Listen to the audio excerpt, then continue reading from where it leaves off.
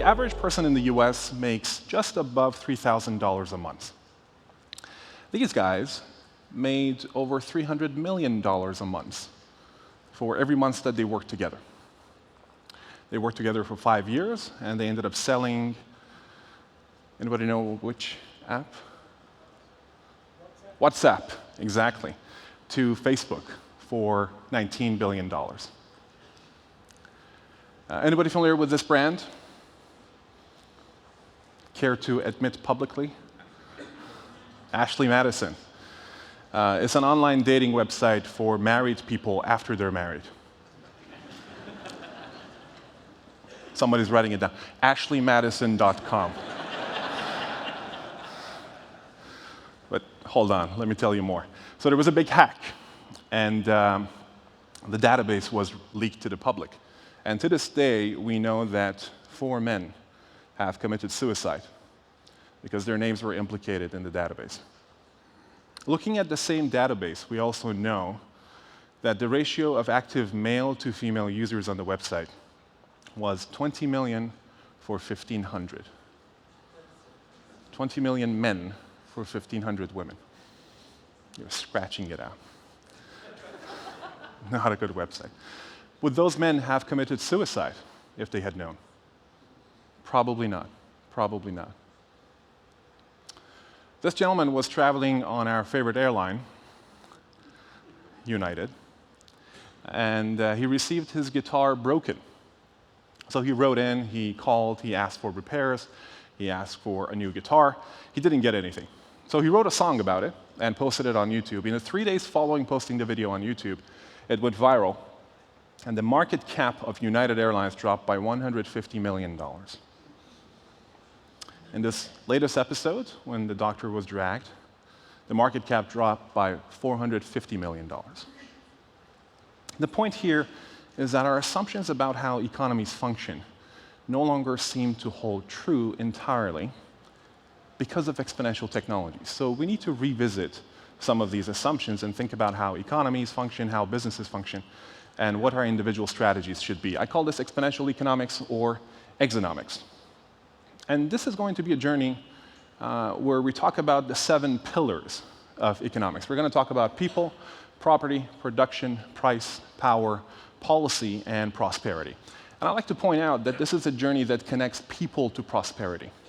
And that is very much the spirit of what we're discussing here. Let's begin with people and how technology is empowering us to do things that we could have never done before on our own. You're about to watch an accident. Please don't be alarmed. Nobody died. But have a look, and we'll talk about what happened just before the accident.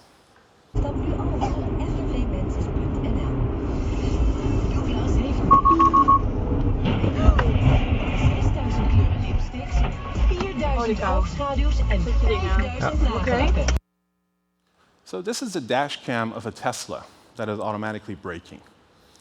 I'm going to replay the video. This time we're going to pause when the first beep, the first alarm is sounding.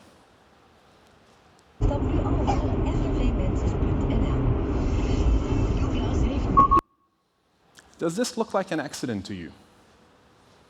It doesn't. This is entirely 1.7 seconds before the actual accident happens. The car is modeling what's happening 2 cars ahead and is saying, no way they're going to be able to stop, and is preventing that accident.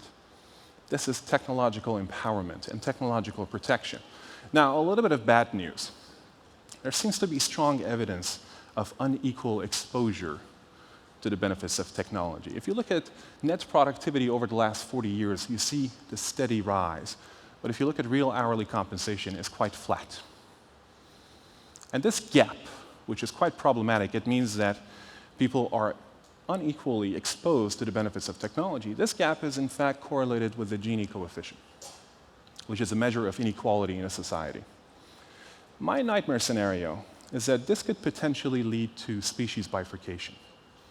This is where some of humanity starts evolving very differently than the rest of us. And early access to some of these technologies could change the course of human evolution. So are we headed towards exponential inequality? Potentially. This is something that we need to pay attention to. This chart shows average household income. And you see the top 1% they're seeing that exponential growth. The rest of the 99%, not so much. Not so much. But at the same time, I mentioned that technology is empowering all of us, and people seem to be doing what companies used to do, and companies seem to be doing what governments used to do. We'll talk about what governments are doing. This is Stuart Butterfield, who founded Slack, and with a group of 12 coders, this is the active user growth that they saw over the course of a year and a half. In fact, this is not it. Have a look.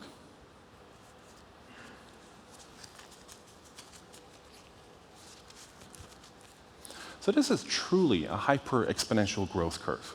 This was never possible with a small group of people. There's a dip for the holidays, and then it picks back up. Truly amazing. In terms of technological empowerment, we're also seeing the rise of nano-economics. What I call nano-economics is really the fact that technology is allowing us to measure incremental economic value creation better than ever before. We have macroeconomics, microeconomics, and now we're seeing nanoeconomics, which means you can hire people on these platforms and many other for less than $5. The smallest unit of work has shrunk. And this is great. It means that more people can behave entrepreneurially and be exposed to the upside and also the downside of the market. As a side note, how do you sue somebody for $5? You're unhappy with their work, you paid $5. I did this exercise with a group of lawyers. Immediately, they started brainstorming. The point is not to sue. The point is to rate. We're seeing the rise of the long-term memory of the market, which is very hard to recover from if the market remembers you negatively. All these technologies also have a downside. Have a look at this video, and we'll discuss. Today,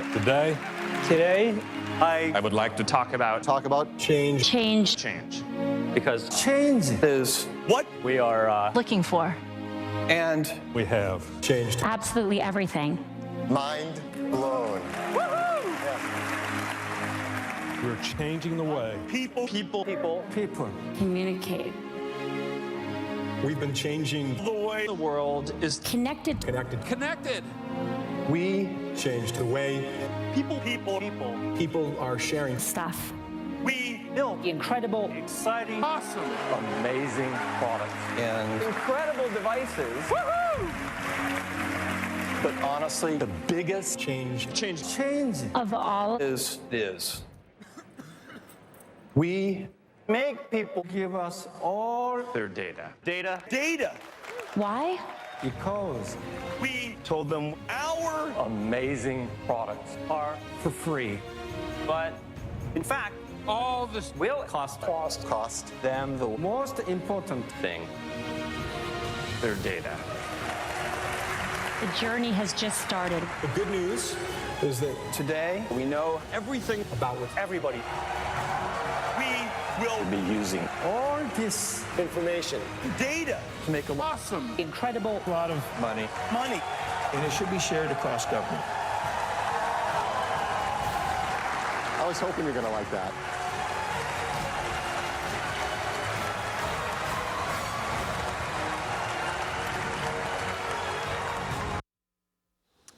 It's fascinating to watch Europe and the US respond very differently to this question. We're awakening to the reality of how much data is being gathered about us. And Europe has taken the legislative approach, whereas in the US, I fully anticipate class action lawsuits. But the question of who owns what is a good segue to talk about property. I'd like to start this segment with a question for you. What do these three things have in common? They sit idle more than 90% of the time. So the question is, what can you do with that 90%? And the answer is, of course, the sharing economy. These are some of the platforms where you can share different things. And if you look at the common denominator across all these platforms, they're enabling people and companies to share things, services, and time that they have in excess and that they're not utilizing. So I encourage you to reflect on your own organization and ask yourself, what are the things, services, and time that is underutilized? And how can you share those? By the way, if you go through that exercise and you find that there's no platform to do that, build it immediately. That is an immediate market opportunity because chances are other companies pretty soon are going to be looking for that opportunity to share things, services, and time. Quiz number 1. If the world's largest retailer does not have any inventory, what is it that the world's most disruptive insert your business type need not have? What are the things that we hold to be core to our business that in light of exponential change might no longer be as necessary or even relevant? I did this exercise with a group of bankers. It took us about an hour, but the group emerged that money no longer seems to be the core asset for banking. You need to have the infrastructure for the flow of money, but not so much money itself. Quiz number 2. If cars are going to be driving themselves and we can Uber them whenever we need to, what could this potentially do to real estate prices? The moment people don't mind living 5 or 10 minutes further away, because their time spent in the car is productive. They can read, they can rest, they can watch that movie. Then the supply of viable real estate goes up. Demand is the same, and we could see downward pressure on price. How many people have tried a virtual reality headset? Wonderful. I think by the end of next year, all of you will have. Highly recommended. But virtualization is giving rise to an entirely parallel economy with entirely new asset classes. But first, let me tell you about the home theater of the future. This is a device that you mount when you're wearing the goggles, and it adds the 4th dimension, which is the G-force, the feeling that you get when you're actually moving in these virtual environments. So as the car is turning, you begin to sense what that feels like. If you have the space and the money, this is the way to invest it. I mentioned the parallel economy that is emerging, and most of us are not paying attention to this. This is Planet Calypso, which is a virtual planet that was created in an online game. The planet, a couple of years ago, was sold for more than $6 million. Sounds like a very stupid investment. However, consider this. More than 100% ROI was realized in less than a year. Are we paying attention to this? Are these new types of asset classes on our radar? So in summary, property dynamics. Ownership seems to be going down, virtualization is on the rise, decentralization is on the rise, asset values seem to be compressing, and production costs seem to be going down. If all of these are true, then we're headed towards a very serious oversupply scenario. And depending on which industry you're in, chances are you already feel the pressure from oversupply. Which begs the question, how do you create value in this new world? I have 3 recommendations. These 3 recommendations pivot around technological empowerment and the need to hyper-customize. Number 1 is, I encourage you to reflect on any product or service and ask yourself whether the virtual, digital, connected version of it exists. If not, go build it. That's an immediate business opportunity. We also talk about Uberization of many different industries, the fact that people want what they want exactly when they want it. Just-in-time delivery is a key mode of value creation. And hyper-customization, this is my favorite. By the way, this guy's 3D printed version looks better than himself.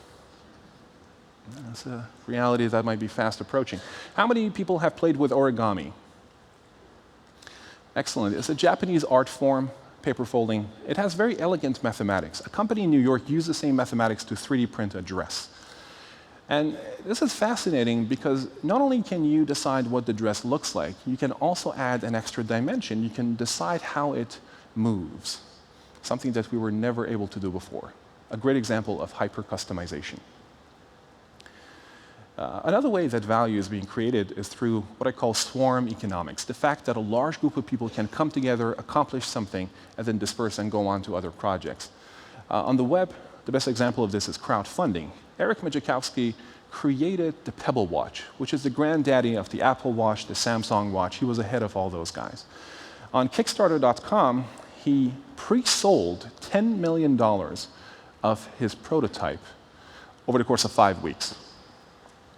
That was not enough. That was 2012. He came back in 2015 with a second version, and he raised $20 million in funding on Kickstarter. over the course of 5 weeks. But that is not the record. The record for crowdfunding is with Star Citizen. It's also an online game that hasn't shipped yet, but to this day, they have raised $137 million. Here's what they do. They actually have raised this money, and they ship small modules of the game. And the community gives feedback. They're playing the game, and it is a great model of co-creation. They're developing the whole game together. Truly inspiring. Here's another way that value is being created, and this is a bit counterintuitive. I'm going to play a song for you and then pose a question. The traffic jam down on the ground, like they need to know we're mad. Please, mother, drive me again. All right. Who wrote that song? An AI did.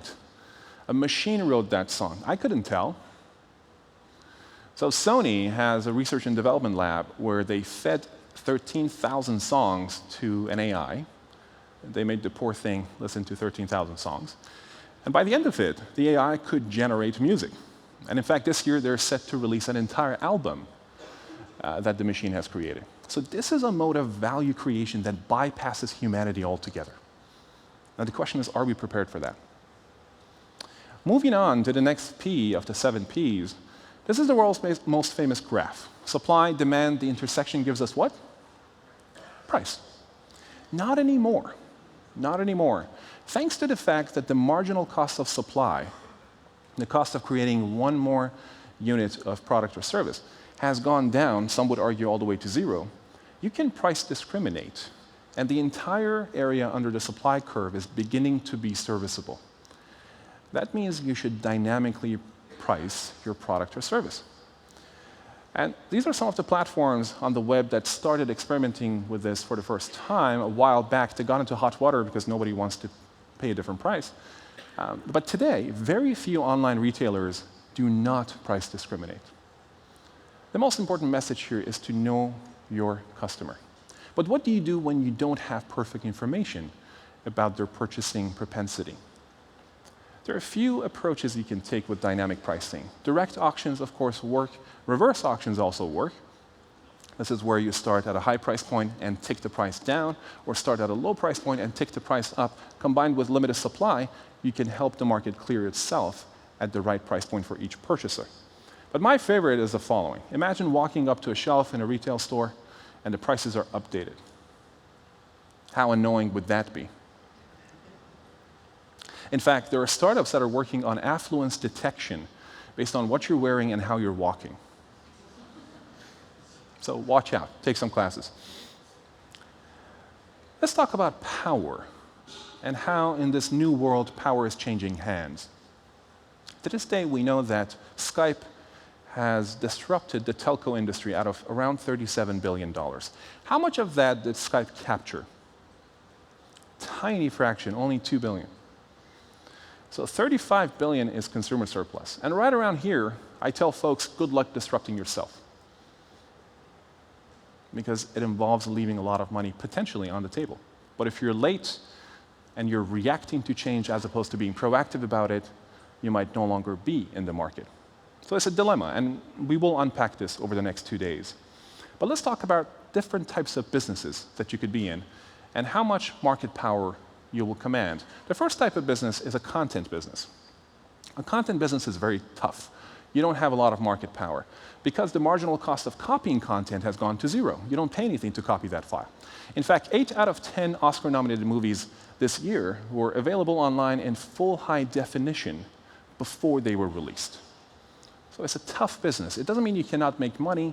It simply means you don't have a lot of market power. Further up the power chain, you have a product or service. This is where most of us play in.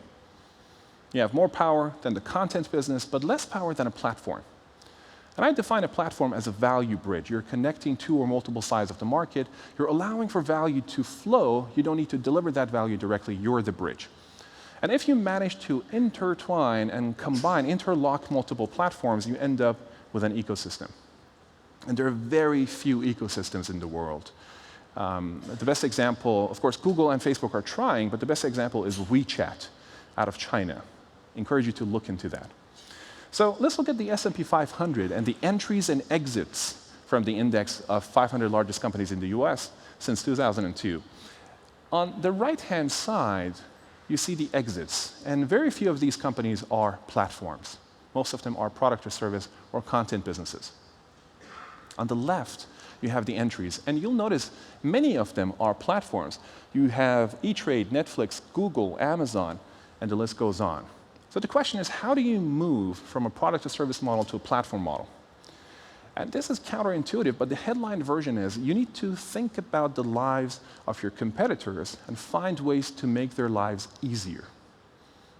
In the process of doing that, you forego the profitability of your product or service, but you establish yourself as the de facto standard and the platform, and then you'll enjoy more market power over the long term. Here's an example of this. Google released TensorFlow, which is their AI library. They spent millions of dollars developing this. They released it to the public. They said, here's our tool, go use it.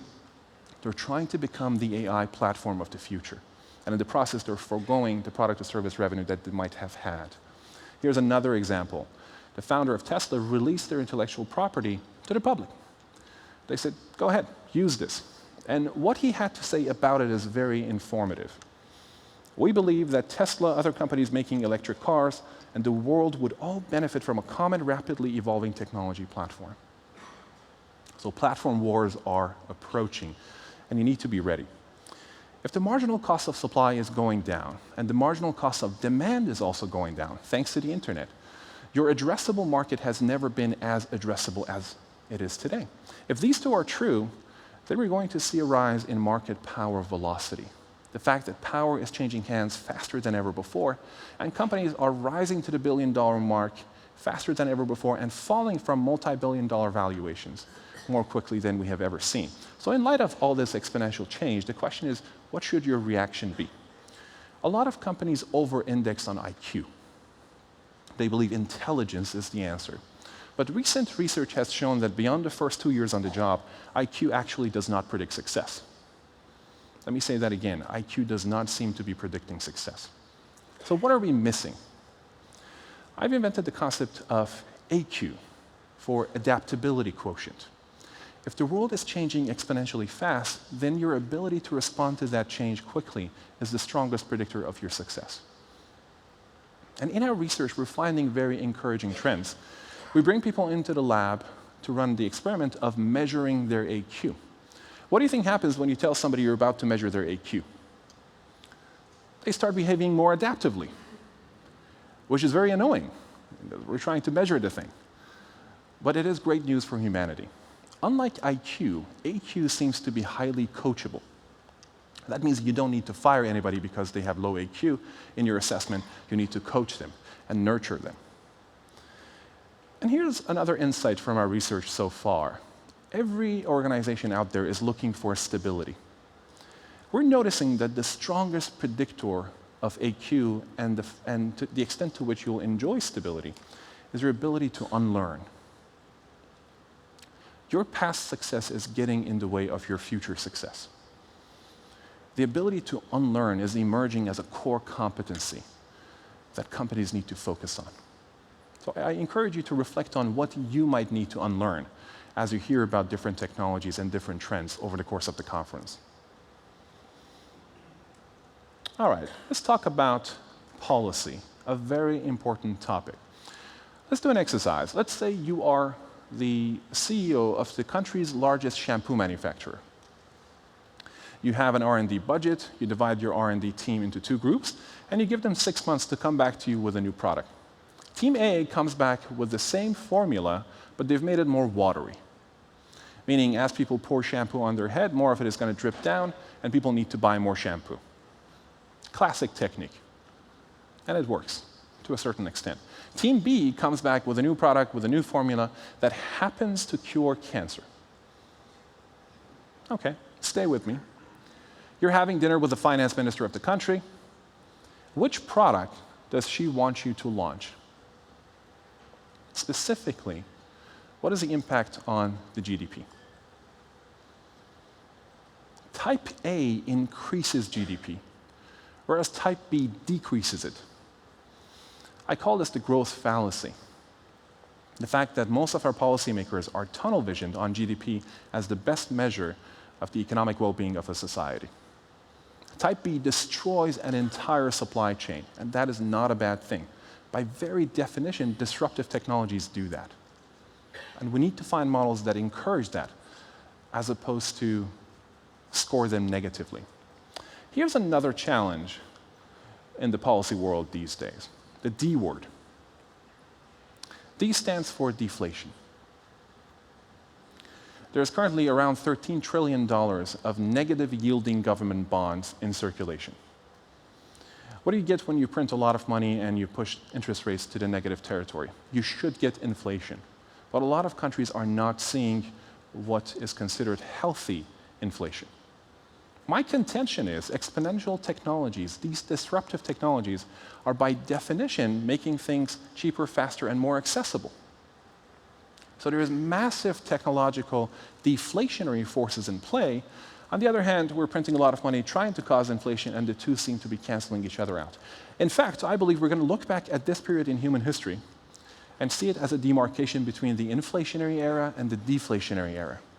And deflation is good. Deflation is the mother of innovation. If you're trying to solve cancer, wouldn't you love to go to bed, wake up, and every morning everything has become cheaper? You'll have a longer runway. You can make and place more bets. So we need to rephrase and reconsider our approach here. But let's go a little deeper into one policy area, self-driving cars. We know that self-driving cars are going to dramatically reduce accidents. Today, they seem to be on average around 2 orders of magnitude safer than the average driver. We also know that we're headed towards technological unemployment for a lot of different types of drivers. And finally, this is already shown that with Uber and Lyft and car sharing, people are going to buy fewer cars. Let's put some numbers on these trends. Unemployed drivers, that's going to be roughly about 1% of the workforce. People not buying as many cars, that's going to be probably around 2% of GDP. And this part is very counterintuitive and sad. In most modern countries, 3% of the GDP comes from the death and destruction of car accidents. The moment you take care of that, what is left? I met 3 prime ministers last year, and I can tell you, none of them are ready for this world and the implications for our societies. More specifically, technological unemployment is something we need to respond to very proactively. And a famous figure, Martin Luther King, had a solution. He wrote a book about this. He said, "I am now convinced that the simplest solution to poverty is to abolish it directly by," anybody know what he said? Universal basic income. He wrote a book about this 1 year before he was assassinated. In fact, there are people who believe this is the reason why he was assassinated. Now, how many people believe that folks are going to become lazier when they're given a minimum basic income? Let's see a show of hands. That seems to be the major concern, and it's a valid concern. So there have been recent studies, around 20 of them, that implemented UBI at a local geography and looked at the results. Here's the amazing outcome. Entrepreneurship shoots up typically 3x, 3-fold increase in entrepreneurship. And this makes sense. Think about Maslow's hierarchy of needs. When people are covered for their basic needs, their risk appetite goes up, and they have a higher propensity to start businesses. And that is a good thing. All right, let me attempt to summarize around 10,000 years of economic history in one sentence. In fact, it's not even a full sentence. I think it's about adding certainty to an uncertain world. Every economic system in human history rewards those who create certainty in an uncertain world. And I think there is no better measure of certainty in our lives than this. For the first time in human history, extreme poverty levels have fallen below 20%. This is very encouraging and directionally correct. It's a little too slow for my taste, but we do seem to be seeing an accelerating trend.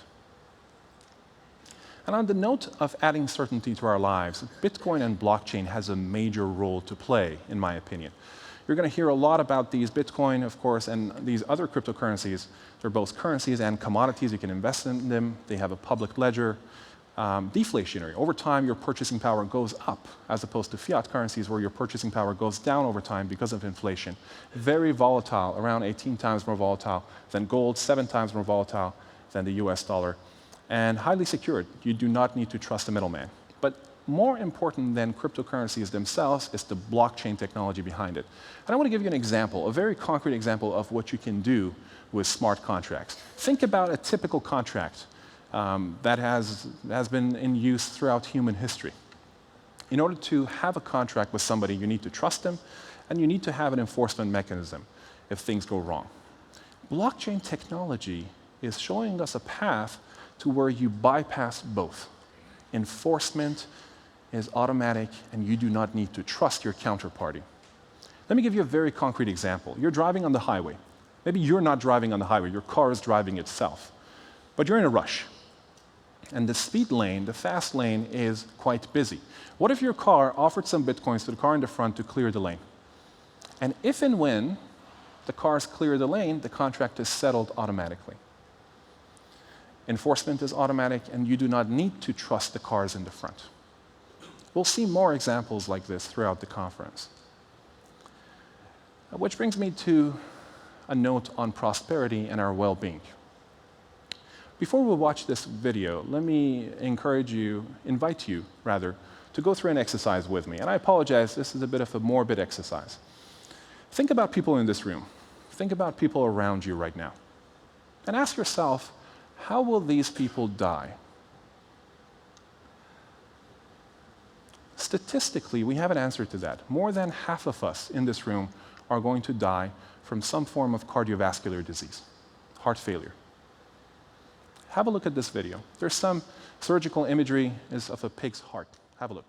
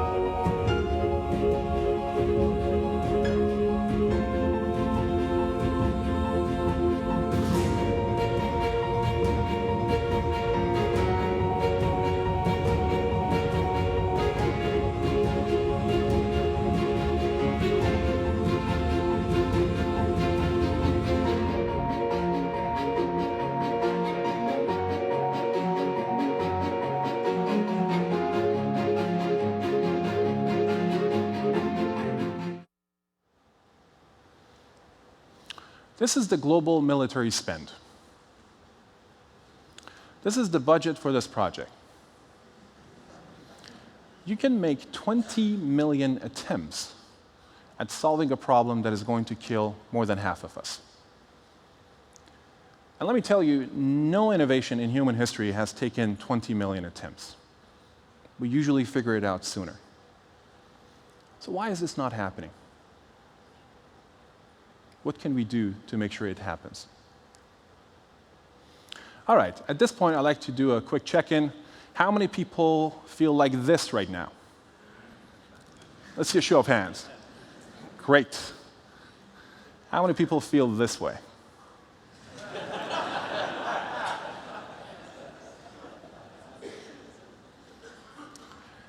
A little bit of that tension is good, it's healthy. And I think it's a healthy response to what you're about to see. I encourage you to embrace that tension. Don't find the easy solution towards positivity or negativity. No pressure, no diamond. On that note, I'm often asked, how do you operationalize these insights? This is a tool that I use in my own fund. It's called EON, Exponential Opportunity Navigator. Let me walk you through some of the strategies that we use. And to make sure everybody is awake, what color is this swan? White. Thank you. What color is this one? Black. Who has read the book? Great. Highly recommended. The author argues that we are very bad at estimating extreme events and their likelihood. But what color is this swan? Aha. This is called the black-necked swan. And its sole purpose in existence is for me to make a point. Let me make that point. Let's think about things that happen to us. At a very simple model, normal distribution, half of the things that happen to us are positive, the other half are negative. Basic model. We know, thanks to technology, we've added more certainty to our lives, and more than half of the things that are happening to us are good, less than half are hopefully negative. Here's the black swan distribution. Taleb argues that the tails are fatter than we realize. Here's the black-necked swan distribution. Let me clear the graph for you. You remember these two examples we started with. My belief is that technology is amplifying the extreme negatives and the extreme positives of our lives. We're beginning to head towards a world where the average outcome is no longer the most common outcome. The tails are actually pointing up, which means we need to build a new type of organization that is prepared for the trimodal model of our outcomes. You need to have an organization that is resilient enough to withstand negative outcomes, but also an organization that can capture the extreme upsides that we're beginning to see. So I encourage you to reflect on what this means for your world and what your reaction to it should be. If you do manage to survive disruption and to potentially disrupt yourself, there are a few things we can say about the future of your business. You'll be managing fewer people but more information, data-driven decision-making. You'll be offering fewer products and services, and most likely you will be a platform, certainly utilizing many platforms. You'll have less stability, but still manage to generate more revenue and higher impact.